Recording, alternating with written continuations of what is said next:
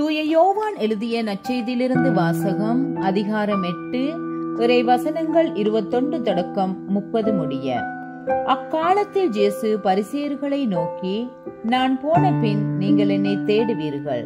நான் போகும் இடத்துக்கு உங்களால் வர இயலாது. நீங்கள் பாவிகளாகவே சாவீர்கள் என்றார்.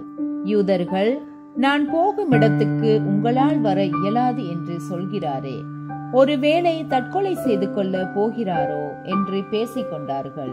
இயேசு அவர்களிடம், நீங்கள் கீழிருந்து வந்தவர்கள், நான் மேலிருந்து வந்தவன். நீங்கள் இவ்வுலகை சார்ந்தவர்கள், ஆனால் நான் இவ்வுலகை சார்ந்தவன் அல்ல. ஆகவே தான் நீங்கள் பாவிகளாகவே சாவீர்கள் என்று உங்களிடம் சொன்னேன். இருக்கிறவர் நானே என்பதை நீங்கள் நம்பாவிடில் நீங்கள் பாவிகளாய் சாவீர்கள் என்றார். அவர்கள், நீர் யார் என்று அவரிடம் கேட்டார்கள். அவர், நான் யார் என்று தொடக்கத்திலிருந்தே சொல்லி வந்துள்ளேன். உங்களை பற்றி பேசுவதற்கும் தீர்ப்பிடுவதற்கும் பல உண்டு. ஆனால் என்னை அனுப்பியவர் உண்மையானவர். நானும் அவரிடமிருந்து கேட்டவற்றையே உலகுக்கு எடுத்துரைக்கின்றேன் என்றார். தந்தையை பற்றியே அவர் பேசினார் என்பதை அவர்கள் உணர்ந்து கொள்ளவில்லை.